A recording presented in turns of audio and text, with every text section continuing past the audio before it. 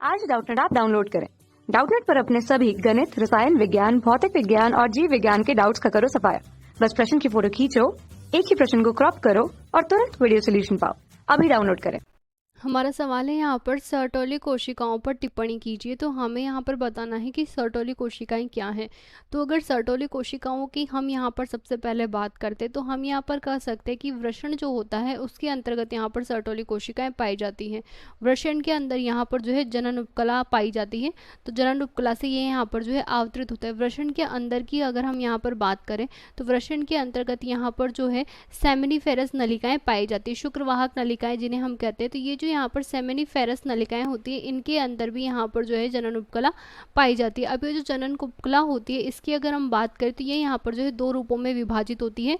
एक तो हम यहाँ पर कह सकते हैं कि इनके अंदर यहाँ पर जो है जनन कोशिकाएं पाई जाती है। जनन कोशिका का अर्थ है ऐसी कोशिकाएं जो यहाँ पर शुक्राणु का उत्पन्न करती है, तथा यहाँ पर दूसरी जो कोशिकाएं पाई जाती है उन्हें हम यहाँ पर सर्टोली कोशिका के नाम से जानते हैं, या फिर यहाँ पर इसे हम नर्स सेल के नाम से जानते हैं। तो इस प्रकार से इसके अंतर्गत यहाँ पर जो है दो कोशिकाएं पाई जाती है। अब अगर हम यहाँ पर सर्टोली कोशिका की बात करें तो हम यहाँ पर कह सकते हैं कि सर्टोली कोशिका के कार्य की बात करते हैं तो हम यहाँ पर कह सकते हैं कि इनकी आकृति जो होती है वो यहाँ पर घनाकार होती है।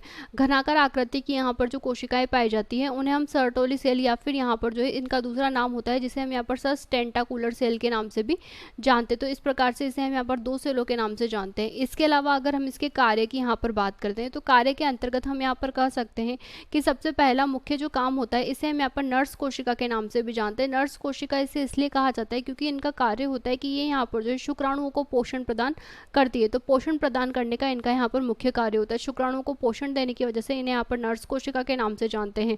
अगले अगर हम कार्य की बात करें तो हम यहाँ पर बात करते हैं स्त्रावण की कि ये किस प्रकार के पदार्थों का यहाँ पर स्त्रावण करती है।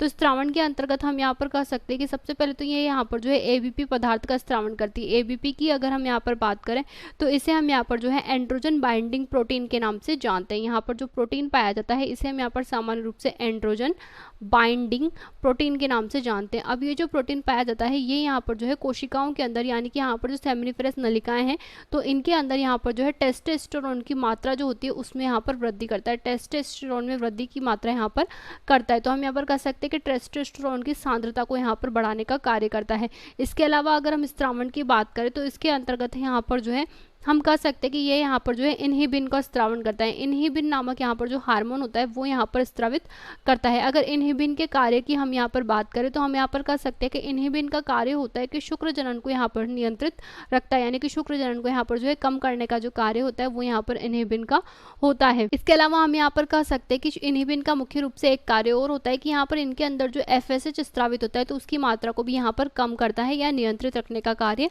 करता है। इसके अलावा हम यहाँ पर कह सकते कि यहाँ पर जो है स्त्रावण के अलावा एक मुख्य कार्य इनका होता है बीटीबी निर्माण का। बीटीबी की अगर हम यहाँ पर बात करें तो बीटीबी का अर्थ होता है यहाँ पर ब्लड टेस्टिस बैरियर, यानी कि रक्त टेस्टिस बैरियर यहाँ पर जो है निर्मित करता है। अब ब्लड टेस्टिस बैरियर की हम यहाँ पर बात करें कि ये किस प्रकार का बैरियर होता है तो हम यहाँ पर जानते हैं कि जो शुक्राणु निर्मित होते हैं तो शुक्राणु की यहाँ पर जो क्षमता होती है वो यहाँ पर हम कह सकते हैं कि N प्रकार की होती है, यानी कि शुक्राणु यहाँ पर अगुणित होते हैं। और शरीर की जो कोशिकाएं होती है वो सभी यहाँ पर 2N प्रकार की होती है। तो यहाँ पर जो है रक्त में एंटीबॉडी जो उपस्थित होते हैं वो यहाँ पर शुक्राणु पर आक्रमण नहीं करते, इसलिए यहाँ पर शुक्राणुओं के लिए एक आवरण का निर्माण किया जाता है, वो है यहाँ पर ब्लड टेस्टिस बैरियर, जिसके अंतर्गत शुक्राणुओं की यहाँ पर रक्षा की जाती है। तो ये भी यहाँ पर सर्टोली कोशिकाओं का कार्य है। कक्षा 6वीं से 12वीं से लेकर नीट, IIT, JEE वो एडवांस के लेवल तक 1 करोड़ से ज्यादा छात्रों का भरोसा। आज ही डाउनलोड करें डाउटनेट ऐप या व्हाट्सएप करें अपने सारे डाउट्स 8400 400 400 पर।